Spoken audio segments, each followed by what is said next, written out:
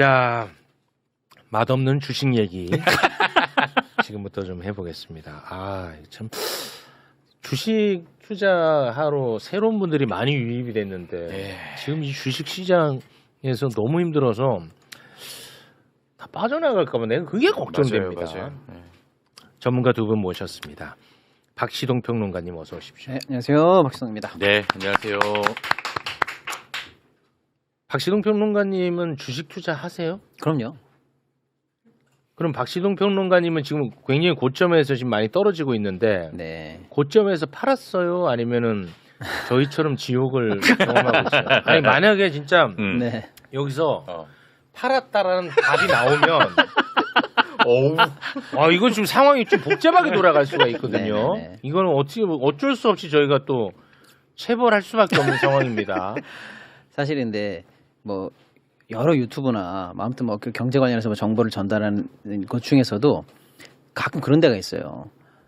계좌 딱 까면서 나 믿어라 이런 거 있잖아요. 예. 그거 다 가짜인 거 아시죠? 아 그것도 가짜야? 그 계좌 자체가 다 AI로 가짜로 만드는 거 많고요. 그래요? 예, 그것도 가짜야? 아, 그럼요. 예. 그러니까 이제 제 말씀은 와. 진짜 중요한 건 뭐 어떤 경제 전문가든 누구든 그 사람의 메시지가 사실 중요한데 네. 저 사람 돈 많이 벌었대. 저 사람 따라하면 된대. 이건 다 가짜고요. 그러니까 예. 메신저를 믿으면 안 되고 메시지를 일단 챙겨 보셔야 되는데 네. 그나마도 이 메신저 관련해서는 사실은 맞았다고 쳐도 그게 거짓말이 아니라 쳐도 그 사람이 평생 매번 맞추는 건 아니잖아요. 그렇지. 아이 그런 게 어디 있어? 그럼요. 그럼 세상의 모든 돈이 그 사람 거지. 당연하죠. 그건 뭐 말할 것도 예. 없죠. 그러니까 사실은 너는 어떻게 했냐? 네 거를 까봐라. 이런 말씀은 사실 좋은 말씀이 아니에요. 그런데 이렇게.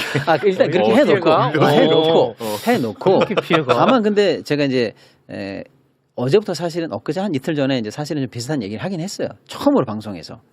왜냐하면 하도들 요새 힘들어하시니까 뭐 그래도 이제 방송을 통해서 시청자분들이나 투자자분들과 소통하는 사람 아닙니까 저는. 그렇죠. 그러니까 이제 사실은 뭐 결이 다르거나 너만 딴 세상에 가 있거나 그러면 안 될 거 아닙니까? 그렇죠. 그래서 이제 너는 너의 비유대로 너는 행동했느냐 뭐 이런 것도 좀 위로받고 싶어 하실 것 같아서 네. 솔직하게 말씀드렸어요. 어. 예, 저는 사실 규모가 큰 편이죠. 제가 뭐 순돈으로 하는 사람은 아니지 않습니까? 그래요? 난 예. 몰랐어 예. 그것도. 그래 돈이 많은 사람이에요? 상대적으로. 예. 뭐 20대 부자요? 이제 막 투자하시는 분들이 뭐 1년 모았습니다. 1,000만 원 이런 수준은 아닐 거 아닙니까? 예. 와 몰랐어. 어느 정도로 하길래. 나는 이 부자인지 몰랐어. 아예 부자 아니에요. 예. 예를 들어서 그렇고 또 이 업계에 들어온 지 벌써 20년이 넘은 사람이잖아요. 와, 그래요? 네. 그런 어떤 얘기를 쭉 하면서 여러분들과 함께 하고 있다. 걱정하지 마시라는 차원에서 소통하는 차원에서 살짝 말씀드린 게 고점이 6월 17일이에요. 최근 단기 고점이. 그랬어요? 예, 9,100 넘어갈 때가 그때 6월 17일이에요. 와. 그날 이후로 한 주도 사고 판 게 없습니다. 저는. 그런 말씀을 드렸습니다. 그래? 예, 그러니까 그때 이후로 너도 그럼 30% 빠졌네? 맞아요. 그래? 예. 근데 저는 왜 안 팔고 버티고 있느냐? 그런 차원에서 말씀드린 거죠. 그래? 예. 그래서 저는 죽을 맛이네? 저는 조금 위로가 되는 것 같은 느낌인데. 죽을 맛이겠네. 그래서 야 제가 안 팔았으니까 나도 안 판다. 또 아까 이게 똑같은 인증 방식이거든요. 그렇게는 보지 마시고 그렇게 보는 차원. 소통의 차원으로 그런 볼게요. 차원이라고 말씀드리려고 소통의 깔고 차원으로 말씀드릴게요. 볼게요. 좋았습니다. 네네네. 고맙습니다. 합격. 이거 맞습니다. 네, 그리고 이분은 이제 주식 투자가 허용되지 않는 분입니다. 박근영 부장님 오랜만입니다. 박수로 모시겠습니다. 네, 안녕하세요. 박근혜입니다. 네, 반갑습니다. 주식 투자 허용되지 않는 분이잖아요. 허용됩니다. 그래요? 네, 대신에 신고를 하고요. 저희 회사에 신고를 하고 이제 계좌 매매에 대한 제한이 좀 있어요. 하루에 3번 정도밖에 매매를 못 하고. 투자를 하세요 그러면? 네, 그리고 뭐 연봉의 일정 부분 비율만 이제 할 수 있고. 조금 있으면 조금. 우리 대표님처럼 그렇게 큰. 크지는 않고 조금. 네, 조금 있습니다. 네, 알겠습니다. 일단 오늘 코스피가 어떻게 됐는지 잠깐 좀 보고 출발하겠습니다. 자, 6,820.60 마이너스 6% 이상 빠졌네요. 뭔지 모르겠어 나는. 어제는 또 엄청 오르더라고. 근데 오늘 또 엄청 빠지고. 등락폭이 너무 큰 거 나 아닙니까? 모르겠어요. 너무 힘들어 솔직히. 어떻게 해요? 뭐 그렇죠. 어제 좋았다 오늘 빠졌다 이게 뭐 어제 오늘 바뀐 게 뭐가 있을까 생각을 할 수 있지 않습니까? 네. 반도체도 그렇고 다른 섹터들도 마찬가지고 네. 하루 만에 뭐가 바뀌지? 이런 생각을 할 수밖에 없는데 그렇습니다. 내러티브에 너무 이제 민감하게 왔다 갔다가 좀 너무 심한 것 같아요. 어떤 이야기 나오면 좋아했다가 어떤 이야기 나오면 저 불안해하면서 또 급락이고. 예. 그러니까 이제 극단적으로 보면 심리가 너무 지금 약해졌다. 조그만 이야기에도 굉장히 급하게 움직이는 게 하루 만에 달라지는 건 크게 없는데 어떤 이야기가 나오면 너무 민감하게 반응하는 거는 조금 이제 민감한 센티가 좀 부정적인 센티 좀 그러니까 불안한 거죠. 그리고 개인들 투자 지금 시장에서 보면 아 이놈의 주식 그냥 올라오기만 하면 다 팔고 나가야지. 심리가 실제 그런 게 좀 많아졌다 볼 수 있고. 그럼 지금 뭐 현장에서. 스토리보다는 심리의 문제를 더 크게 보시는군요. 예, 그렇기도 하고 어제는 이제 또 반도체 부정적인 이야기가 또 나오기도 했어요. 그저께는 좋은 이야기 나오고 어제는 또 부정적인 이야기 나오고. 아유, 놀고들 있네. 그러니까 이게 뉴스 플로우에 따라 너무 왔다 갔다 합니다. 예, 그러니까 사람들이 지치는 거고 이 변동성이 지치니까 빠져나가고 예. 고객 예탁금이 140조 원까지 올라갔었는데 고객 예탁금이 110조 원 아래로 떨어졌거든요. 30조 원 이상이 나가고 많이 떨어져 나갔네. 어제 뉴스를 보니까 예금으로 또 옮긴 게 또 많다. 이런 그래요? 이야기도 나와요. 아, 이제 안전자산이 중요하다고 생각했나 그러니까 오늘도 보다. 금리 인상을 좀 했지 않습니까? 오늘 한국에서 한국은행이 네. 기준금리를 올렸어요. 네, 0.25% 올렸습니다. 0.25%. 예. 근데 그거는 우리가 뭐 예상했었던 거잖아요. 네, 맞습니다. 네. 근데 이제 그게 아무튼 뭐 너무 지치고 그리고 또 최근에 늦게 들어온 분들이 예. 이제 굉장히 좀 힘들어지고 이게 손실률이 보통이 아니고요. 고점에서 지금 뭐 얼마 안 된 시간 동안에 힘들어지니까 다들 지금 뭐 아우성이죠 현장에서는. 일단은 그러면 지금 시장 상황을 뭐 잠깐 설명을 좀 네, 좀 근본적으로 드려야 될 것 같아요. 왜냐면 근본적으로 오늘 퐁당퐁당하면서 오늘 왜 퐁이고 오늘은 왜 당이고 이걸 매일매일 소개하는 것도 의미가 있지만 네. 잠깐 조금 시스템적인 얘기를 좀 해야 될 것 같은데요. 네, 시스템으로 가시죠. 네. 그 일단은 오늘 떨어진 이유는 좀 이따 한 번 더 설명을 드릴게요. 그래도 오늘 시황이 있으니까. 네. 그런데 삼성과 하이닉스 두 종목 합산 비율이 60이에요, 우리나라가. 네. 예. 그러니까 너무나 절대적이죠. 그렇죠. 뭐 이게 오르냐 그러냐가 아니라 벌어진 현상입니다. 네. 다른 종목이 망해서 그런 것도 아니고 우리가 뭐 투기판이 돼서 그런 건 아니고 두 종목이 워낙에 천문학적인 이익을 내다 보니까 앞서가는 측면이 좀 있어서 벌어져 놓고 보니까 너무나 집중도가 커진 상황이에요. 그리고 삼성이나 하이닉스를 들고 있는 종목. 그래서 야 내가 삼성이나 하이닉스를 못 사니까 너라도 들고 있어야 되겠다라고 하는 종목이 있어요. 삼성의 지분이 많은 회사들. 삼성물산, 삼성생명, SK스퀘어 이런 회사까지 사실은 같은 카테고리에 묶여 있다고 보면 아, 되죠. 네네. 요런 애들이 비중까지 합치면 훨씬 넘죠. 와, 그것까지 합쳐버리면 훨씬 그러니까요. 좋겠네. 이거를 우리가 그냥 제가 이제 이렇게 설명드려요. 어. 볼링에서 1번 핀이라고 말씀을 드립니다. 아, 1번. 예, 도미노나 볼링에서 1번 핀이라고 해볼게요. 음. 그래서 어떤 이유든 좋아요. 오늘 오른 이유든 내린 이유든 어떤 이유가 발동을 해서 1번 핀이 넘어져요. 그럼 1번만 넘어지면 돼요.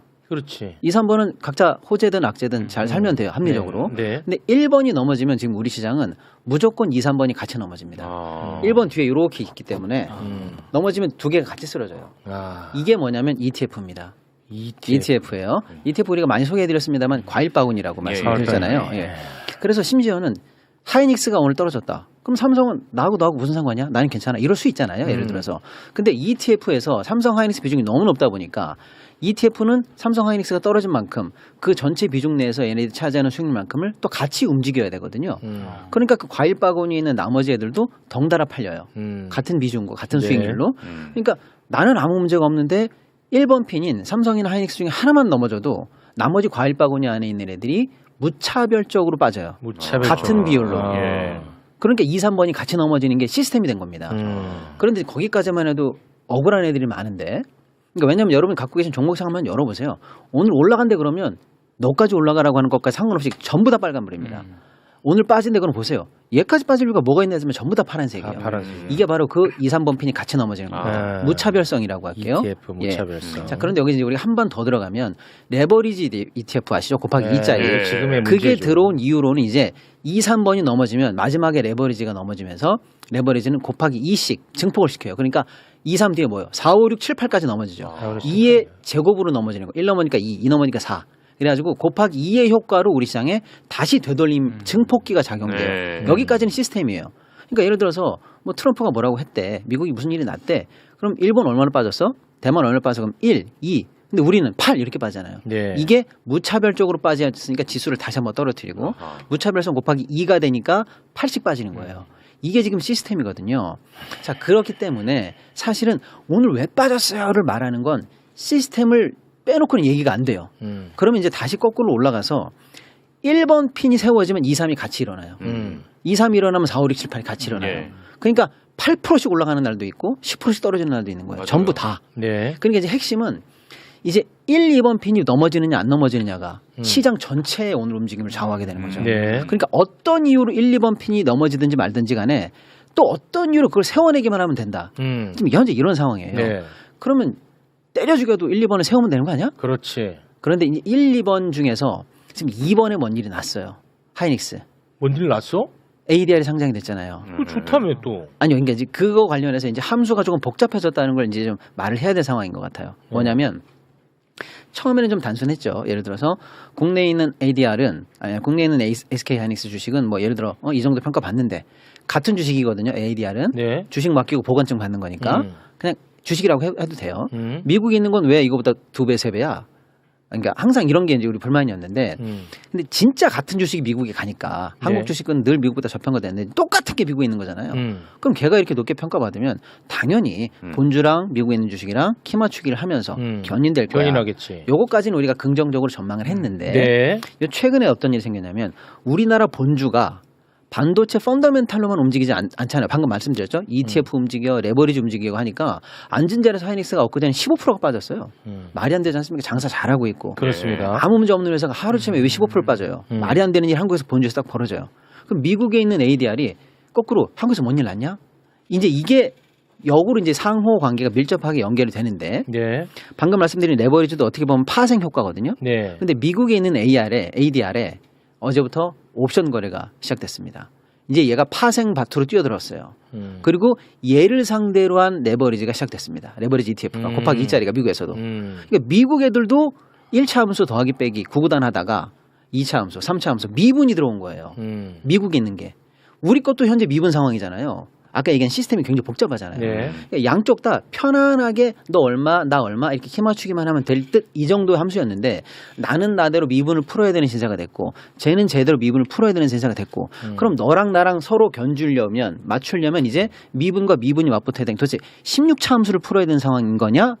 이 상황으로 현재 지금 빠지고 있다라는 거예요. 그래서 단순히 오늘 반도체에서 무슨 일 났어? 하이닉스 어때? 이 수준이 아니고요. 예. 굉장히 복잡한 함수 속으로 지금 시스템이 들어가고 있다라고 저는 말씀드리는 거예요. 자, 첫 번째 그래서 우리 본주와 미국 ADR 간에 양측 다 파생이 너무나 많이 엮여 있기 때문에 쉽게 양쪽의 흐름을 상호작용을 예측하기 어려운 미궁으로 빠지고 있다라는 게 하나고요. 그 ADR은 왜 한 건데? 일단 들어보시죠. 두 번째, 그게 생겼어. 아니 왜 했어 그거를? 두 번째 뭐냐면 우리는 그래도 몰라 우리는 펀더멘탈 위주로 합리적으로 거래할 거라고 하는데 외국인들이 우리나라 낮에 우리나라 현물과 우리나라 선물 가지고 하루 종일 포지션 가지고 장난을 쳐요. 이 함수도 처음에는 견딜만 해서 굳이 이렇게 말씀 안 드렸는데 이제는 이게 조금 시스테믹하게 위험한 수준까지 왔어요. 장난질을 치기 때문에 펀더멘탈이 안 통하는 수준까지 가버렸습니다. 냅다 패다가 선물 올려놓고 선물 냅다 패놓고 뭐 현물 내려놓고 이런 장사를 지금 시스테믹하게 지금 몇 달째 계속 하고 있는데 이제 이게 조금 통제 밖으로 벗어나면서 본주를 너무 흐리는 수준까지 왔어요. 이 두 개지 또 이상한 문제죠. 세 번째가 뭐냐면 미국은 지금 쉬잖아요. 우리 본장 활동하는 거의 밤이잖아요. 그래서 밤에도 미국은 선물이 돌아가요. 그러면 오늘 밤에 미국이 어떻게 될지를 예상할 수 있죠. 오버나잇 선물이에요. 미국 거. 밤 선물.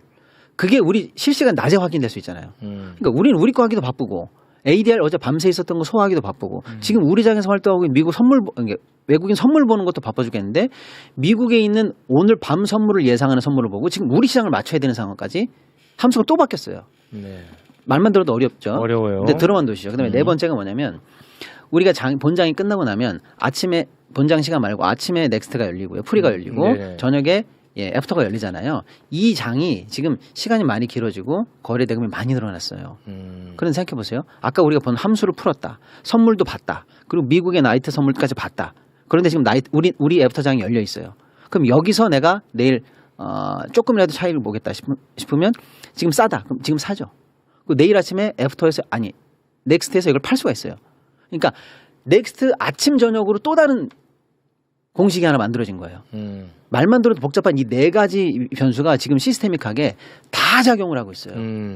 그래서 오늘 무슨 일이 났어라는 거를 설명하고 알아듣기가 너무 어려운 상황으로 들어갔어요.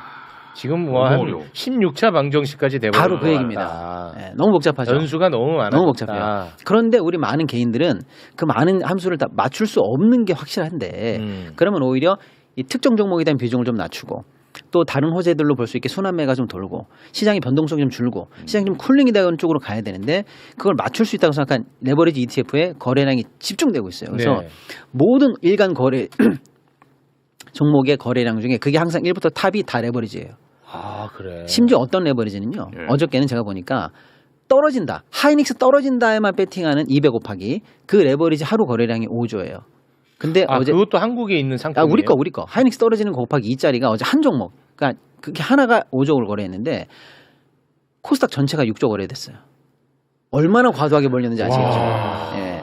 그러니까 이 변동성이 이렇게 위험한 상황이고 우리 시장이 굉장히 좀 복잡해지고 선수들이 뛰어도 될까 말까 하는 시장까지 좀 약간 가고 있는 느낌이 나는데 많은 개인분들이 그런 걸 맞출 수 있다고 생각하시는지 과도하게 레버리지에 몰리면서 이 변동성을 더 강화시키고 개인 계좌들이 지금 다 털려가고 있고 시장이 좀 약간 길을 잃고 있다. 아니 그 단일 종목 곱하기 2 레버리지 ETF 만들어질 때 떨어지는 것에 베팅 거는 상품도 같이 만들었어요. 그럼요. 네, 두 개 다 있습니다. 원래 같이 쌍이에요? 네네. 아니, 그건 원래 쌍이야. 오르는 거 상품도 만들 수 있고 내리는 거 상품도 만들 수 있는데 양 상품이 다 있어요.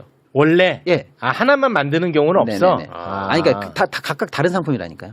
그러니까. 근데 그 운용사가 그걸 다 만들어도 된다고요. 그러니까. 다 만들어져 있어요. 그래서. 근데 보통은 다 만든다는 거잖아요. 그럼 뭐 이렇게 그 파생 상품들을 만들어? 근데 만드는 때의 그 제도적인 목적은 하나는 환율이었거든요. 하도들 이제 외국으로 나가시니까 그 환율 방어가 잘 안 되니까 국내에서 하시라. 라는 거고 외국에 왜 나가나 봤더니 뭐 외국 종목을 사러 나간다. 그건 그럴 수 있어요. 어쩔 수 없는 거니까. 근데 외국에 있는 곱하기 2짜리, 곱하기 3짜리를 하려고 나가신다. 그러면 여기서 만들어 놓자 차라리. 만들어야 안 나간다. 네, 그게 하나 원인이었고 만들었고. 둘째는 그 정도의 상품을 우리 시장이 소화할 정도로 우리 투자자분들의 뭐랄까요. 수준이랄까? 성숙도가 많이 올라갔다라고 일단 본 거예요. 그것까지는 틀린 게 아니었는데 미처 예상 못한 건 뭐냐. 이 두 종목 가지고 레버리지를 털면 이게 60%짜리 시장을 건드릴 수 있다라는 이 과도한 집중성, 꼬리가 몸통을 흔들 수 있다라는 것까지는 이렇게 예상 못한 거죠. 왜냐하면 엔비디아도 이런 거 다 있어요. 미국도 아까 말씀드렸잖아요. 미국에 있는 지금 하이닉스 ADR도 오늘 지금 파생판으로 벌어졌다고 말씀드렸잖아요. 다 있어요, 미국도. 근데 쉽게 말씀드리면 엔비디아 본주 거래량하고 본주 저거하고 파생 거래량하고 비중이 얼마 되는지 아세요? 3%밖에 안 돼요. 파생이 3이야? 예. 그런 거는 그러니까 꼬리가 몸을 못 흔들죠. 못 흔들지. 근데 우리는 삼성 하이닉스를 흔들면 흔들려요. 흔들리면 시장이 다 흔들리는 이 구조 속에서 나왔다는 걸 조금 우리가 간과하지 않나. 그러니까 왜 걔네는 파생 상품이 비중이 3%고 우리는 파생 상품이 훨씬 크다는 거잖아. 일단 비중 자체가 두 종목이 절대적이니까 흔들리는 거예요. 엔비디아가 아무리 커도 엔비디아가 미국 시총의 60%는 아니잖아요. 거기서 이제 비롯된 거구나. 삼전 닉스에 너무 몰려 있으니까. 일단 여기까지가 최근에 있는 시스템인데 한 번은 짚어야 될 것 같고요. 그래서 어딘가에서는 이 시장을 쿨링시켜주는 변동성을 막아야 되는데 지금 4시 넘었는데 혹시 나올까 모르겠어요. 그래서 어쨌거나 이 레버리지 변동성을 좀 막아달라 제도적으로 예상 못한 부작용 아니냐 이런 얘기가 지금 계속 나와서 지금 나왔나 본데? 지금 4시에 원래 나오기로 돼 있는데 자, 지금 정부에서 삼전닉스 레버리지 ETF 예탁금 1,000만 원에서 3천만 원으로 높이기로 했다. 조금 약하네. 맞죠? 약한가요? 우리가 이런 얘기 한번 나눈 적이 있는데, 요거를 이제 그 진입장벽을 좀 높이는 방법이 있을 거다라고 했는데, 예탁금 원래 지금 1,000만 원만 있으면 되는데, 요거 한 1억까지 얘기가 나왔었던 것 같은데, 매부쇼에서는 요거 3천만 원으로 높이기로 했나 봅니다. 요건 좀 어떻게 봅니까? 실효성이 좀 있을까요? 우리 저 부장님은 어떻게 보십니까? 저는 좀 너무 약한 것 같아요. 좀 약하게 보셔요. 네. 1,000만 원 하던 사람이 3,000만 원? 글쎄, 뭐 금액이 좀 차이가 있긴 하지만 그 정도는 지금도 뛰어들 수 있다 생각이 들고요. 그렇습니까? 뭐 크게 좀 과감하게 이제 뭐 전문 투자자 정도까지만 할 수 있다든지 좀 뭔가 또 더 강화돼야 되지 않을까. 진입장벽을 더 높였으면 좋았을 텐데 하는 아쉬움이. 1,000만 원에서 3,000만 원은 크게 저는 의미는 없어 보여요. 네. 그렇군요. 일단은 지금 아직 속보니까 다는 못 봤는데 지금 나온 게 이제 예탁금 기본이 3천이잖아요. 3천은 약합니다. 엊그제 제가 이제 정확히는 모르겠는데 이미 지금 허들이 1000이잖아요. 네. 근데 이제 1000이면 1000이나 2000대에 많이 몰려 계시지 않을까라고 생각하는데 그렇지가 않고요. 평균적으로 보면 최소 금액이 지금 5천은 넘는 걸로 돼 있어요. 아, 그래요. 네, 그러니까 이미 허들을 많은 분들은 넘고 이미 있는 거니까. 넘는 네. 상태야. 네, 그렇게 보고 있고요. 그다음에 예를 들어서 이제 신규 상장은 잠정 중단, 새 종목은 못하게 하겠다. ETF도 계속 만들어질 수 있으니까 네. 정말로 이제 미친 척하고 증권회사들은 마음대로 거래하세요. 우리는 수수료 받으면 되니까 이렇게 해서 만들 수도 있잖아요. 자기네 이익만 중요하니까. 근데 어쨌거나 신규 상장은 잠정 중단됐다라는 거 정도까지는 보는데 그것도 뭐 크게 중요한 건 예, 아니에요. 왜냐하면 의미가 삼전닉스가 없어요. 워낙 그러니까. 큰데 네네네. 그거는 조금 아닌 것 같긴 한데요. 저는 아무것도 그다음에 모르긴 이제 하지만. 아직 좀 모르겠지만 교육을 또 엄격하게 하겠다라고 하는데 얼마나 귀찮게 할지는 모르겠어요. 근데 진짜 엄격하게 하고 막 뭐 예를 들어서 뭐 교육을 막 합숙을 시키고 못하면 체벌하고 내고. 예, 예. 시험을 보고 막 점수가 나와야 되고 막. 하면 빚내서 한번 두들기 패고 막 이 정도 아닌 이상 그게 네. 얼마나 시리어스. 근데 뭐 1시간 하는 걸 2시간 한다든지 그건 뭐 의미 없어요. 이미 그 정도 가지고는 그래요? 전혀 의미가 없고 온라인 예, 예. 온라인 접속해서 틀어놓기만 하면 되거든요. 온라인 교육이에요, 네, 그것도. 네. 그건 좀 실효성 없어 예, 보여요. 그리고 이제 ETF의 이 펀드 F가 펀드니까 펀드는 좌수로 거래하거든요. 근데 이걸 기본 1로 거래할 수가 있는데 기본 거래 단위를 좀 높여라. 그래서 한 번에 뭐 좀 무식한 얘기로 뭐 2,000원, 10,000원, 50,000원 뭐 이렇게 하지 뭐. 이 수준이 아니고 한 번 넣을 때 예를 들어서 뭐 몇 번을 하씩 넣어야 된다. 이렇게 좀 까다롭게 하면 좀 무거워지겠죠. 예. 이것도 확 높여야 되는 지금 보니까 20자 정도로 올라가는데 제가 볼 때 이 정도 갖고는 조금 이것도 약해요? 조금 약해 보인다. 오히려 좀 실망을 많이 할 것 같은데요. 네. 제 생각에. 오히려? 네. 시장에서. 그러면 방금 말씀하신 메시지가 좀 무서운 게 이걸 만약에 너무 약한데라고 받아들였다면 그동안에 뭐 강한 제동 장치가 들어올까봐 ETF를 팔았던 사람은 오히려 들어올 수 있겠네. ETF로. 어때요? 그러니까 그것보다는 지금 ETF 들어오는 사람들이 그것도 급감해요. 그러니까 많이 빠져 있어도 지금 ETF에 새로운 신규 자금이 많이 안 들어오고 있고요.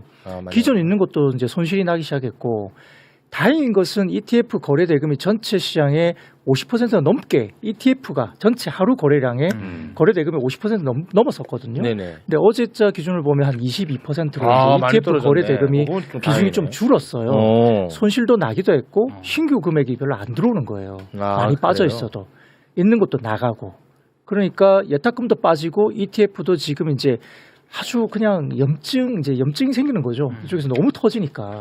그래서 새롭게 안 들어오고 있는 것도 나가고 그런 것도 있는데 그래도 아직까지는 전체 절대 비중이 너무 크기 때문에 아직은 좀 흔들림이 너무 심하다 볼 수 있기 때문에 오늘 저는 개인적으로는 그냥 제 개인 생각입니다만 대책으로 치기에는 좀 저는 좀 너무 약하다. 약하게 보시는 거예요. 이거 전 뭔 소리인지 하나도 모르겠는데 속보 나와서 바로 전해드릴게요. 전에 그냥 읽기만 해. 제가 읽기만 할게요. 증권사 LP 괴리율 관리 의무 기준 3%에서 2%로 강화. 적정 괴리율 위반 시 운용사 신규 ETF 상장 제한. 네, 뭔 뭐 소리야? 되게 어려운 얘기인데 크게 중요한 건 아니에요. 아니, 이것도 안 왜냐하면 중요해? LP. 그러니까 펀드를 만들어 쓰잖아. 아니, 쉽게 말하면 이제 ETF도 펀드 아까 과일 바구니라고 했잖아요. 그럼 예를 들어 보세요.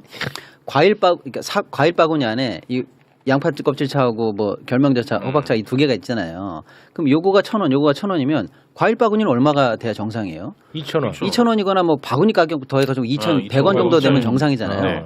근데 이게 값이 올랐는데 과일 바구니가 값을 안 올리고 있어. 아니면 이게 값이 까졌는데 과일 바구니 값을 안 내리고 있어. 이렇게 해서 이 안에 있는 실질 가치와 과일 바구니 가치 차이가 벌어지면 과일 바구니를 잘못 사거나 사고 파는 사람들이 떼돈을 벌거나 실수를 볼 수가 있잖아요. 마진을 많이 남길 이 수 있고. 괴리율을 줄이는 게 증권사의 의무예요. 여기 있는 것과 과일 바구니 합산 가격을 맞춰줘야 돼요. 그걸 똑바로 맞춰 그 뜻이에요, 사실. 그게 이제 원래는 넉넉하게 3%였는데 그거는 2%로 좀 강화했다는 거구나. 그 내용 이제 의미는 알아들었는데 그게 또 어떤 의미인지는 모르겠다. 너무 어렵다. 말은 알아들었는데 네. 그게 어떤 의미, 어떤 영향을 끼치는지는 잘 모르겠어요. 전체적으로 좀 실효성은 약간 낮을 것 같다 이런 약간 거죠? 조금 죄송합니다. 뭐 이거라도 시장이 일단 빨리 적용이 돼서 예, 그나마 예. 조금씩이라도 일단 신속하게 변동성 줄이는데 해야 되겠고 우리 같은 사람들이 방송에서 뭐 별거 아니다 이래가지고 또 괜히 그렇지. 신뢰를 떨어뜨릴 필요는 예, 없어요. 그렇게 막 함부로 이거라도 얘기하면 일단 안 돼. 빨리 들어가서 조금이라도 시장의 변동성을 낮추는 도움이 되면 좋겠지만 다소 좀 더 높았으면 하는 이렇게 만약에 어차피 이게 지금 시장이 자유를 맡깁니다. 뭐 하다못해 뭐 그런 방향은 아니잖아요. 네, 그러면 그래도 뭐 대책이 할 거면 나왔다는 세게 거. 예, 좀 했으면 하는 네. 생각은 조금 아쉬움은 있습니다만. 알겠습니다. 자, 그리고 또 혹시 뭐 짚어줄 네. 이슈 같은 게 있을까요? 어떤 뭐 조금 아쉬운 부분은 분명히 저도 있는 것 같고요. 네. 말씀하셨듯이 어차피 뭔가 이 조치를 취한다는 거잖아요. 그렇죠. 조치를 취하는 거면 좀 할 거면 처음에 좀 세게 했어야지 되지 않나 예. 그런 생각 좀 해보고 좀 무서워지는 게 이거 실망을 해서 더욱이나 시장이 좀 안 좋아질까봐 뭐 이제 아까 말씀하신 대로 뭔가 그래도 대책이 나온 것에 대해서는 우리가 뭐 폄훼할 필요는 없지만 좀 시장에 대해서는 내일 좀 봐야 된다. 그 시간에도 지금 8시까지 거래가 될 텐데 이거 나온 뒤에 시간에 거래해서 시장의 반응도 긍정적일지 부정적일지를 봐야 되거든요. 예. 8시까지 넥스트 거래가 되니까 그게 뭐 별로 그렇게 실효성이 없다 생각하면 또 효과가 이제 시장에서 별로 안 나타날 거다 이거 봅니다. 자, 그리고 이제 어제는 그렇게 좋았던 반도체가 하루 만에 뭐가 달라졌나 오늘 뭐 급락했으니까 좀 궁금하신 분이 되게 네. 많으실 것 같은데 예. 내용은 간단하게 이렇습니다. 자, 첫 번째로는 그 뉴욕주가 AI 데이터 센터 건립에 대해서 1년 정도 못하게 잠정적으로 좀 중단한다. 뉴욕이 주에서 예. 그러니까 그게 첫 번째로는 수요 문제는 아니라는 거예요. 수요 문제. 이게 수요가 문제돼서 이제 데이터 센터 건립이 안 되는 게 아니고 뭐 물도 부족하고 전력도 부족하고 뭐 인력도 부족하고 그다음에 사람들이 이제 또 약간 우리 동네에 데이터 센터 생기는 거 싫어하잖아요. 그럴 수도 있고 예. 그다음에 또 데이터 센터가 생기니까 전력을 너무 많이 쓰니까 모자라니까 가격이 올라가죠. 맞아요. 지역에. 싫어해요. 예, 그러니까 전기력 올라가니까 이거 아. 이제 정치인들도 이제 이거 좀 부담이 되죠. 표가 있으니까. 그러니까 맘다니가 결정했어 이번에? 뭐 뉴욕 쪽의 시장에서 이야기를 했습니다. 시장이 맘다니 너 왜 그래? 만다니는 시장이고 뉴욕 주지사. 주지사. 주. 네. 섣불리. 맘다니 미안해. 맘다니 미안해. 몰랐잖아. 나 지금 처음 듣잖아. 미안. 쏘리. 오늘 좀 화를 많이 내시던데. 예. 메시 화이팅. 메시 화이팅. 메시 화이팅. 예. 화를 좀 죽이시고요. 자, 그런 것도 있었고. 죄송합니다. 예. 그래서 일단 AI 데이터 센터 건립이 뉴욕에서 1년이나 연장돼? 그러면 거기만 그럴까? 다른 시도 다른 없이? 데도 그래? 뭐 이런 생각을 할 수가 있는 거죠. 이건 악재네. 계속 이제 유추가 되는 거잖아요. 예, 하나가 예. 시작되니까. 이제 그게 다른 시는 일단 되진 않았는데 일단 뉴욕이라는 게 상징성이 있죠. 그렇지. 근데 물론 트럼프는 거기에다 비난을 했습니다. 트럼프가 비난했어요. 예, 오. 아주 맹비난했고요. 왜냐하면 데이터 센터 건립이 이제 GDP에 영향을 주거든요. 데이터 센터를 건립하면서 고용도 생기고 그렇지. 그에 따라서 계속 뭐 돈이 투자가 되잖아요. 그럼 GDP가 올라가는데 그걸 막는다? 그렇지. 대통령 입장에서는 좀 화가 날 만하죠. 트럼프가 진짜 예. 지도자야. 그래서 굉장히 그거에 대해서 부정적인 이야기를 좀 하면서 굉장히 맹비난했습니다. 트럼프가 지도자야. 뭐 결과는 어떻게 될지 모르겠지만 일단 그런 게 하나 있고요. 두 번째로는 그 클라우드 업체 가운데 코어위브라는 회사가 있어요. 코어위브. 코이브는 처음이네. 코어위브라는 회사가 있는데 코어위브. 네, 코어위브. 코어위브. 예, 그런 회사가 있습니다. 예. 그 회사가 뭐냐면 그 마이크론이나 샌디스크나 이렇게 메모리를 사오잖아요. 근데 최근에는 이제 장기 공급 계약을 한다고 이제 메모리 회사들이 이야기를 하니까 네. 예를 들어서 뭐 가격을 계약하는데 현재가가 10원인데 뭐 한 9원이나 8월 정도로 이제 장기 공급 계약을 하고 그 가격에 이제 마지노선 하단이 있거든요. 그러니까 10원짜리를 한 9원 정도의 장기 공급을 하고 아무리 안 좋아도 8원은 마지노선을 지킬 거야. 이게 이제 장기 공급 계약의 구조가 될 수 있거든요. 그럼 아무리 떨어져도 8원은 무조건 줘야 되는 상황이 확보가 되는 생기죠. 거죠. 예. 네. 그런데 메모리 가격이 만약에 그것보다 더 떨어지면 어떻게 하지? 이제 코어위브가 그 고민을 하는 거예요. 예를 들면 그러면 예를 들어서 7원까지 떨어지는데 장기 공급가를 해가지고 내가 8원을 무조건 줘야 돼. 이렇게 되니까 그거 이상하잖아. 그냥 내가 7원에 사면 되는데 그렇게 되니까 뭘 생각했냐면 코어위브가 한다는 건 아니지만 고민하는 겁니다. 어떻게 고민했냐? 메모리 관련된 회사의 주식을 빠지는 데다가 투자를 해야지 라고 한 거예요. 메모리 가격이 그러니까 메모리 회사에 대해서 그 회사의 주가에 빠지는 것에 대해서 내가 배팅을 하겠다. 그러니까 뭐냐면 가격이 8원까지 이제 이게 아주 낮은 가격이 8원까지 줘야 되잖아요. 그럼 자기는 시장에서 7원에 사고 싶은데 못 사죠.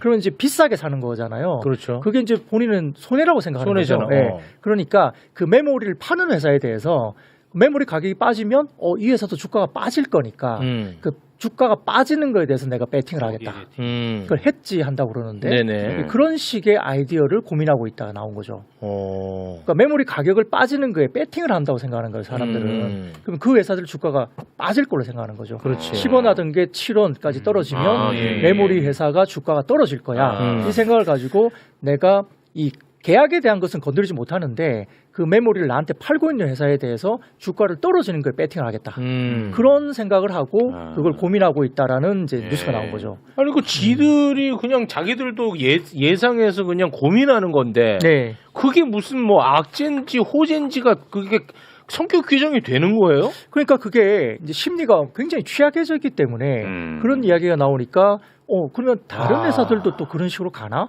하이퍼스케일러들이 예를 들어서 코이브 말고도 이렇게 데이터 센터 관련된 컴퓨팅 파워를 하는 이런 회사들이 클라우드 회사가 뭐 이런 비슷한 생각을 호시해서 같이 갈 건가? 이것도 고민이 되는 거고. 와, 이건 너무 억지다. 예. 이 소재는 이 재료라고 하나? 네. 이건 너무 억지다. 근데 이거는. 제가 볼 때는 이건 악재가 아니라 어떻게 보면 조금 저는 좋은 이슈라 생각해요. 좋은 이슈로 왜냐하면 예전에는 장기 공급 계약을 했을 때 파기하는 경우가 되게 많았거든요. 우리가 사갈게 공급 계약을 했는데 사가는 쪽에서 이거 가격이 더 떨어졌으니까 계약을 했지만 나 이거 못 지킬 거야. 계약을 파기해. 파기하고 뭐 위약금 좀 있는데 그냥 안 주고 왜냐면 관계 때문에 이제 반도체를 파는 쪽에서도 관계가 있으니까 굳이 그걸 가지고 뭐 위약금 내놔라 소송 가고 이렇게 안 했단 말이에요. 네네네. 그래서 그런 장기 공급 계약이 과거에는 안 지킨 사례도 많았기 때문에 최근에 장기 공급 계약이 나오니까 야 예전에 그거 했다가 안 지켜진 거 많은데 믿을 수 있어? 이런 반발이 되게 많았거든요. 근데 지금 이게 코어이브가 지금 왜 이렇게 했냐를 보면 공급 계약을 못 깬다는 분위기예요. 그렇잖아요. LTA 해가지고 10원짜리가 8원 밑으로 갔는데 내가 7원에 떨어지면 내가 최선을 줘야 되는 8원을 줘야 되는데 옛날처럼 깰 수가 있는 거 아닙니까? 과거에도 깼으니까. 네네네. 지금 그걸 안 깨고 나 그걸 못 건드리고 못 건드리고 더 빠지는 것에 대해서 내가 이걸 감당을 해야 되니까 오히려 이제 그렇게 많이 빠졌을 때 이걸로서 내가 좀 보상을 받아야 되겠다 이런 생각으로 다른 방법을 찾은 거잖아요. 그렇죠. 그러면 그 LTA 공급 계약을 못 깨고 뭐 위약금이 엄청 세다든지 어떤 강제 구속력이 엄청 세다든지 그런 것으로 사실 해석을 해야 된다. 그렇지. 맞다. 예. 그래서 그게 좀 제가 볼 때는 시장에서 그냥 단순하게 표면적인 걸 가지고 그렇지. 이제 뭔가 떨어진다고 생각하는 거 아니냐. 그래서 이것은 악재라 보기엔 좀 애매하다. 그런 겁니다. 그럼 예를 들면 이제 유가가 막 올라가잖아요. 유가가 막 올라가요. 네. 그래서 유가 올라가는데 나중에 빠졌어요. 거기에 대해서 그럼 어떻게 해지할 거냐 그렇게 생각하는 거 아닙니까? 유가 빠졌을 때 내가 공급 계약을 했는데 그러니까 뭐 항공주를 갖다 내가 내다 판다든지 이거하고 똑같은 거거든요. 그게 무슨 수단이 그렇지. 되지? 그러니까. 생각을 하는 거죠. 예, 그러니까 이 이야기는 사실 악재는 제가 보기에는 아니고 아니야. 어떻게 보면 LTA 계약이 더 강화되고 이제는 굉장히 강제력이 강화돼서 메모리를 파는 쪽이 오히려 굉장히 좀 뭐라 그럴까 힘이 더 세진 그런 사례인데 이걸 그냥 표면적으로 악재로 해석하고 그건 안 돼. 푼 거죠. 예. 알겠습니다. 그런 것도 있고요. 그다음에 뭐 어쨌든 지금 중국에 이제 CXMT가 또 상장을 했습니다. 근데 공모에 이제 자금이 많이 몰렸어요. 그러다 보니까 이제 예전에 우리는 그건 위협이 안 될 거다 생각했지만 네네. 아무튼 이제 상장이 되고 돈이 많이 몰리니까 네. 이제 이 사람들이 또 캐파를 증설하면 어떨까 어떤 이제 비슷한 이야기가 또 이제 된 거죠. 네. 근데 그것도 좀 악재가 아닌 것 같은데요. 이제 첫 번째는 그래요. CXMT가 어쨌든 자금 조달 자체가 크지 않다 말씀드렸죠. 뭐 6조 정도 생각했는데 네. 돈이 좀 더 몰려서 한 10조 정도까지는 모을 수 있다 이런 말도 나오지만 뭐 6조, 10조 정도는 그렇게 뭐 큰 금액은 그렇지. 사실 반도체 팹에는 그렇게 우리는 의미는 없습니다. 500조인데. 네, 그리고 원래 1조 위안 정도가 평가를 받을 것으로 생각을 했었어요. 시장에서. 근데 실제 평가는 5,700억 위안 정도로 굉장히 밸류가 낮게 이제 상장이 되는 걸로 네. 결정이 됐습니다. 그래서 그걸 보면 CXMT가 굉장히 공격적이고 위협적이면 시장에서 위협적이면 1조 위안 이상으로 평가를 받았을 텐데 평가 자체가 5,700억 위안 정도로 낮게 형성되다 보니까 네. 그래서 아마 좀 돈들이 더 많이 몰린 것도 있어요. 1조 위안 생각했는데 5,700억 싸네. 위안? 싸네. 그래서 돈이 몰린 거죠. 그래서 조금 더 몰린 건 맞는데 네. 그렇다면 평가가 마이크론 위협할 건가? 삼성전자 위협할 건가? 하이닉스 위협할 건가? 그걸 보면 왜 평가가 떨어졌지? 라고 생각한다면 그것도 사실은 위협 요소는 아니죠. 그렇습니다. 예, 그래서 이제 그런 것들 복합적으로 조금 저희가 좀 이해하기 힘든 그런 구조에서 반도체가 빠졌는데 네. 그걸 해석하기에 따라서 또 다른 해석이 나오면 또 뭐 반등이 나올 수도 있겠죠. 예, 그렇습니다. 예, 그렇습니다. 그러니까 근본 이유는 흔들림이 없다라는 말을 되게 길게 하신 거야.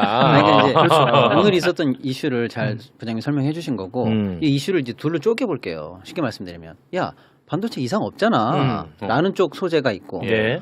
걱정이야 라는 소재가 있다고 쳐볼게요. 그럼 네. 이 둘 간의 대결 vs 이렇게 놓고 한번 생각해 보세요.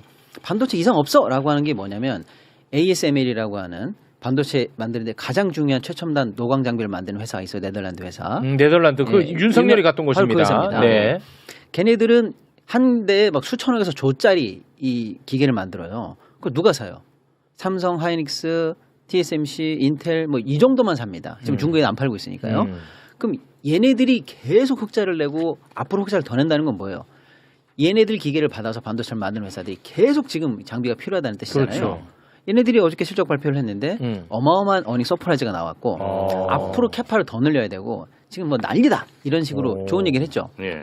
이게 좋은 얘기죠. 네. 그다음에 조금 전에 TSMC가 2분기 실적 발표를 했는데 우리가 다 알고 있는 것만큼 서프라이즈가 또 나왔어요. 또 나왔어. 나 잘 파는데 문제 없어. 이렇게 또 얘기를 했어요. 다 이게 뭐예요? 반도체 이상 없고 AI 생태계 이상 없다라는 쪽에 소재들이 이렇게 이만큼 잔뜩 쌓여 있단 말이에요.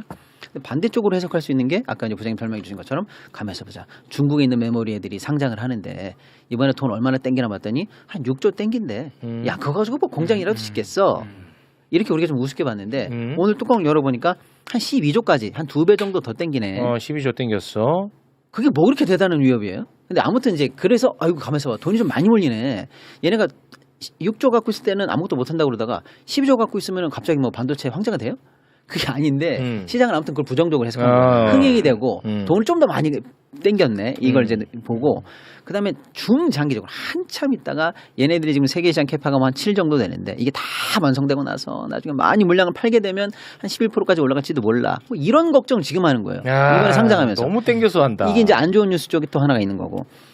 뭐 대충 이런 거예요. 그러니까 이 뉴스를 놓고 그다음에 말씀 이거 뭐죠? 아까 그 데이터 센터 미국 내에서 우리도 사실은 뭐 데이터나 송전삽 이런 거 하려면 지역 민원이 있잖아요. 있어요. 근데 지금 미국이 선거를 앞두고 있으니까 그 해당 지역 주지사나 이런 사람들은 뭐 선거 안 합니까?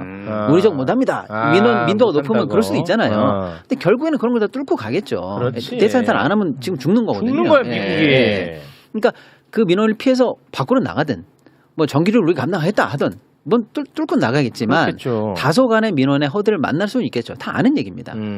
예. 다만 이제 뉴욕주가 처음으로 딱 거기에 서명을 하면서 조금 이제 가시적으로 이제 빡빡하겠는데 이런 느낌이 든 거죠. 뉴스가 없다는 건 아니고요. 네네. 이쪽에 그래서 반도체가 이상 없다는 뉴스와 걱정이라는 뉴스 중에서 여러분은 뭐가 더 중요하다고 가중치를 그 두 두시겠어요? 가지를 경쟁해서 붙여봤더니 예. 이상 없다는 쪽이 우세하잖아. 훨씬 그거 더 우세하죠. 합리적이잖아. 저는 개인적인 여기서부터는 저도 개인적인 해석인데 저는 반도체 이상 없다라고 지금 나오는 이 뉴스들은 다 현찰이에요. 지금 돈 딱딱딱 보여주는 거예요. 딱 보여주잖아. 그 숫자로 보여주잖아. 보여주는 거잖아요. 근데 걱정이라는 건 뭐예요?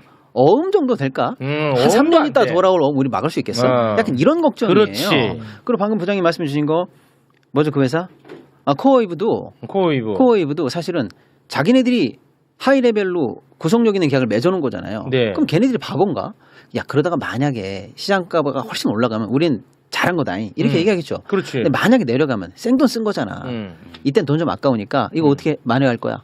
이런 거 누구나 다 검토할 수 있는 거 아니에요? 그렇지. 누구나 할 수 있지. 근데 그 검토를 하면 보나마나 얘네들이 반도체 얘네들이 할 수 있는 해제 방안이 많은데 그중에 하필이면 시장은 뭘 생각했냐면 반도체가 그러면 고점보다 내려갔다는 거야. 그럼 반도체 주가가 빠지겠지?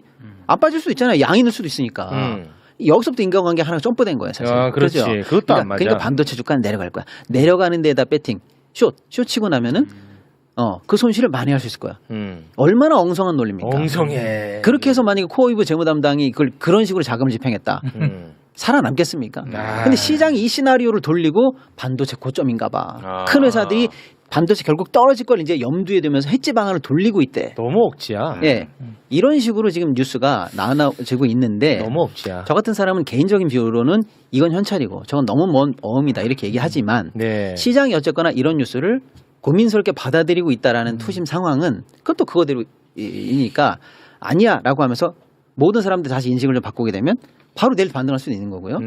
걱정이 계속 쌓이는데 이런 사람이 많아지면 아무리 어음이라고 그래도 조심스러워지는 거죠. 그렇긴 예. 하죠. 이제 우리가 주목해야 될 것은 아까 뉴욕시의 데이터 센터에 대한 이야기는 수요 문제가 아니라는 거에 중점을 봐야 되거든요. 수요가 문제가 돼서 데이터 센터가 안 지어지면 정말 다 팔아야죠. 그거는 진짜 악재지. 그런데 수요 문제가 아니잖아요. 그렇습니다. 그러니까 그거는 전혀 문제가 없는 것 같고 그다음에 뭐 여러 이야기도 또 있기도 하겠지만 코어비가 왜 그랬을까에 대한 생각도 아까 말씀하신 대로 너무 엉성하잖아요. 엉성해. 그리고 가격을 놓고 메모리 가격 자체를 놓고 본인들이 뭔가 대책을 세운 게 아니라는 거죠. 네. 그냥 단순하게 내가 이렇게 되면 어떻게 하지? 이 이야기로서 이제 결국은 그냥 그런 거 하는 일기장에 거죠. 쓰라 그래요. 네네. 그러니까 너무 엉성하다는 생각에서 저희들은 이게 오히려 뭐 악재는 아니다고 평가는 하고 있는데 네. 시장은 이제 센티가 너무 무너져 있고 그러다 보니까 좀 문제가 되는 거고요. 자, 그러면 한두 가지만 좀 말씀드릴게요. 그래도 이제 긍정적인 이야기를 좀 드릴 수가 있을 것 같은데 네. 또 너무 긍정적인 편향이 아니냐 할 수도 있지만 데이터는 그래도 정확하게 있는 그 거니까. 맛에 우리 부장님 모시는 겁니다. 네네. 네. 그래서 첫 번째 자료 한번 띄워주시면 자, 우리 지난번에 모건 스탠리 막 이야기했지 않습니까? 예전에 뭐 겨울이 온다 그러면서 뭐 이야기 많이 했고 올 겨울은 따뜻했다. 네, 뭐 그거 그런 아주 것- 나쁜 놈이야. 네, 그런 것도 모건 있고 스탠리. 또 이번에도 이제 반도체를 좀 꺾어라 그렇게 이야기를 좀 했던 모건 스탠리입니다. 자, 그럼에도 불구하고 1번 자료 보여드리면 진짜 나쁜 놈이야. 이 표에서 오른쪽 아래쪽에 빨갛게 되어 있는 부분이 보이실 거예요. 숫자 네, 나오는 거. 마이너스 15%. 예, 예, 숫자 나오죠. 네. 그게 26년도에 HBM의 공급이 수요 대비 17% 모자란다는 본인들의 평가를 냈고요. 올해 그리고 내년에는 27년 오른쪽에 보시면 본인들이 추정컨대 15% 정도 또 모자랄 거다. 그러니까 부족하다, 이거네. 아직도 부족해, 공급이 병목이야, 부족하다. 병목. 병목이죠. 예. 네. 그리고 우리가 이제 아까 CXMT 말했지만은 CXMT가 왜 크고 있냐는 거예요. 그거는 삼성전자, 하이닉스나 마이크론이 HBM으로 넘어갔기 때문에 HBM을 넘기면서 일반적인 커머디티 디램이 이제 줄어들잖아요. 네, 그걸 CXMT가 먹는 거예요. 그걸 중국이 먹는 거야. 네, 그건 이제 모바일용이 대부분이고 아. 서버 쪽이 좀 일부 있긴 하지만 하이닉스나 삼성전자나 마이크론이 다 HBM으로 넘어갔는데 일정 많은 부분들을 이제 그걸 이제 못 만드니까 그러니까 범용 디램이 가격이 그래서 많이 올랐다 말씀드렸잖아요. 네. 그래서 이제 그쪽 수익성이 좋아지는데 그걸 이제 CXMT가 먹는 거라는 거죠. 그러니까 CXMT가 과연 공격적으로 우리한테 위협이 지금 되냐? 물론 뭐 앞으로는 모릅니다만 네네. 현지적으로서는 그건 아니다는 거고요. 두 번째 자료 좀 보여주시면 자. 두 번째 자료 보면 전 세계적으로 지금 최근의 흐름입니다. 주가의 흐름들이 보이는데 이게 2018년도 기준을 가지고 그때 100으로 놓고요. 2018년도를 100으로 놓고 종목을 쭉 봤는데 제일 위로 막 치솟고 있는 게 보이시죠? 2018년도부터 제일 위로 올라가는 것들. 이게 뭐예요? 이 선이 뭐냐면 반도체와 장비 주가들의 흐름이에요. 2018년도를 100으로 놓고 지금 현재 보니까 이게 전체적으로 어떻게 왔냐? 1200까지 왔어요. 12배. 그러니까 시장의 주도가 여전히 반도체와 장비 쪽에 글로벌리 몰려 있는 거고요. 네. 한국만 그때 그런 게 안 아니죠. 했을까? 2018년에 18년에 왜 안 했을까? 그리고 전체 주식의 글로벌 벤치마크는 2018년을 100으로 놓으니까 이제 300 정도 왔다. 시장이 한 3배 정도 오른 거예요. 그러니까 아까 보면 반도체와 장비가 1200까지 갔으니까 12배 오른 거죠. 그리고 반도체 제외한 지수는 한 250 수준이니까 어쨌든 글로벌 3배 오르는 정도 사이에서 반도체와 장비가 전 세계적으로 12배 올랐으니까 예. 우리만 그런 게 아니고 전 세계적으로 지금 반도체 장비 쪽에 반도체와 장비 쪽에 몰려 있다. 이렇게 볼 수밖에 없어서 이제 광범위한 경기 회복을 반영하는 시장이라기보다는 AI 쪽이 집중된 그게 한국뿐만 아니라 전 세계가 다 똑같다라는 네. 거죠. 자, 세 번째 자료만 볼게요. 이걸 보면 뱅크 오브 아메리카에서 이제 매니저들 대상으로 글로벌 펀드 매니저 대상으로 설문을 조사한 건데 서베이 응답자의 82%가 글로벌 반도체를 사는 것에 대해서 가장 높은 거래로 봤습니다. 그러니까 아직까지는 82%를 가장 높은 거래로 봤는데 이게 보면 위쪽에 막대 그래프가 3개가 있잖아요. 회색이 있고 약간 푸른색도 있고 위쪽으로 짙은 곤색이 있죠. 예. 그게 시기적으로 다른 건데 시간이 가면 갈수록 회색이 이제 그 전전이고 가운데가 그 전, 그다음에 제일 위에 게 지금이거든요. 그럼 가면 갈수록 반대쪽 높아지네. 쪽으로 계속 매수 포지션을 잡고 있는 게 80% 넘게 가고 오케이. 있어서 이쪽이고요. 아래쪽에 보면 뭐 매그니피선트 7, M7을 하는 뭐 일단 빅테크 사는 게 한 7% 정도 되고요. 그다음 나머지 뭐 달러가 강세될 것이다. 이게 한 4%. 그다음에 유럽 주식을 이제 매도하는 게 3%. 원유를 좋게 보는 게 2%. 와. 그 정도니까 아직도 글로벌 매니저들은 다 압도적이다. 반도체 쪽에 압도적으로 예. 들어있다. 압도적이야. 예. 그러니까 지금 현재 보여지는 지표들은 그렇다는 거예요. 예, 그래서 아직까지는 뭐 반도체를 놓고 가기가 참 어려운데 이 집중도가 너무 집중되다 보니까 지난주에는 역대급으로 많이 팔긴 했어요. 너무 집중돼 있고 이게 흔들다 보니까 네. 그런 변동성을 좀 회복하기 위해서 역대급으로 많이 팔았다는 게 보이는데 한국만 지금 비단 그런 건 아니다라고 보이고요. 그다음에 워런 버핏 옹이 알파벳을 살 걸 내가 후회했다라고 이야기했어요. 구글 알파벳. 네네. 그러니까 그거는 이제 클라우드 업체잖아요. 소프트웨어 업체. 네네. 예, 그러니까 메모리가 좀 비싼가? 이런 생각을 할 수 있는 그런 뉘앙스 언급을 한 거죠. 알파벳을 투자한다고 그랬어요. 아주 옛날에 살 걸 그걸 내가 후회하고 지금 이제 알파벳 투자를 한다. 그 이야기를 한 거예요. 그러면 돈을 쓰는 게 알파벳이고 돈을 버는 게 메모리잖아요. 근데 예, 알파벳을 산다. 이야기를 하니까 메모리는 그럼 비싼가? 이런 생각을 좀 줄 수 있는 그래요? 멘트가 또 나온 것도 심리적으로. 알파벳을 산다는 것은 또 반도체 많이 필요하다는 거 아니야? 뭐 그렇죠. 성장을 보고 사는 거니까. 그러니까요. 그럼 알파벳이 왜 성장하지? AI로 성장하는 거잖아요. 네. 그렇게 보면 그것도 그렇게 해석하는 것도 틀린 거죠. 예, 그렇긴 한데 약간 AI 버블을 좀 자극할 수 있는 뉘앙스로 들렸다고 이제 평가를 하는 거니까 이것도 사실 어떻게 생각하느냐에 따라 다른 거죠. 그렇습니다. 주가 오르면 긍정적으로 판단하겠죠. 네. 빠지니까 그걸 가지고 또 뭐 부정적으로 판단하는 게 이제 약간 후행적인 판단이긴 한데 그런 이슈도 좀 있었다. 네. 이것도 시장에 말씀드릴 수 있습니다. 알겠습니다. 자, 일단 팟다 여기서 좀 한두 가지가 마무리를 아니네. 지을까 하는데 두 분에게 단도직입적으로 하나 여쭤보겠습니다. 앞으로 뭐 언제가 될지 모르겠지만 고점에서 지금 많이 빠진 상태인데 이거 다시 회복될 거라고 보십니까? 아니면 예전만큼 그렇게 회복되기는 어려울 거라고 보시는지 그것만 듣고 마무리 짓겠습니다. 답은 정해져 있습니다. 다음 출연도 이 대답으로 결정. 그런가요? 네. 아니 굴하지 않고 제 의견을 드리겠습니다. 네, 의견을 주세요. 출연 자체가 문제는 아니고 네. 우선은 4번 그림 한 번만 볼까요? 그러면 4번 그림 이제 보면 이제 점이 엄청 많이 돼 있잖아요. 점이 막 찍혀 있어요. 4번 그림 보시면 오른쪽 가로축은 ROE 돈을 버는 거라 생각하시면 됩니다. 돈을 버는 네, 거. 오른쪽으로 가면 갈수록 돈을 많이 버는 거죠. 그리고 이제 세워지는 Y축을 보시면 그거는 올라가면 올라갈수록 밸류 배수를 높게 받는 거예요. 올라가면. 네. 그래서 보면 이렇게 좀 네모난 게 이렇게 추세가 그려져 있잖아요. 그러니까 많이 벌면서 이제 그러면 밸류를 높게 받는 그런 시장으로 계속 추세가 적혀 있어요. 근데 지금 이렇게 화살표가 되면서 현재 구간으로 된 그 점이 보이시죠? 네. 그 추세 이탈되면서 밑으로 확 떨어져 있죠. 미치겠네. 그러니까 많이 벌면서 배수를 못 받고 있는 거예요.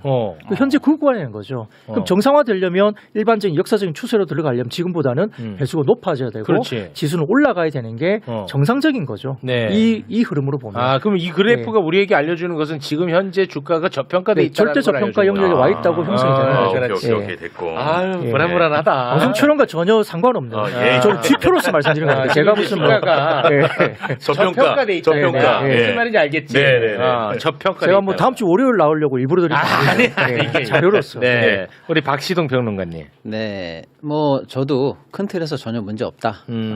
저는 뭐 대세 상승기 아직 한참 멀었다 끝나려면 이렇게 아. 생각하고 있습니다. 네. 다만 지금 고점 대비해서 30% 정도 하락한 상황에서 계속 조정 국면을 지나고 있잖아요. 그렇습니다. 근데 우리가 지금 목격하는 게 너무 지나친 집중도와 변동성 때문에 다소 힘들다라는 거잖아요. 예를 들어서 아까 얘기한 것처럼 우리 회사 큰 계약 단했어요. 우리 회사 배수주 받았습니다. 뭐 이런 좋은 호재가 있는 회사들이 엄청 많은데 1번 핀 삼성 하이닉스 무너지면 그게 다 사라져 버려요. 그러니까 우리 시장이 이 무차별성을 좀 극복해야 되거든요. 네. 그래서 드릴 말씀은 이 조정 국면 안에서 네. 우리 뭐 제도적으로도 바뀌어야 되겠습니다만은 많은 분들도 여기서 더 힘 있는 회사들 앞으로 내가 순환매를 좀 하면 다음번 정도로 좀 나눠서 살 만한 회사들 이렇게 좀 네. 두루두루 봐서 알겠습니다. 시장이 좀 집중도를 조금만 누그러뜨린다면 오히려 올라갈 때 더 건강하게 올라갈 수 있다 이렇게 보고 있습니다. 저 지금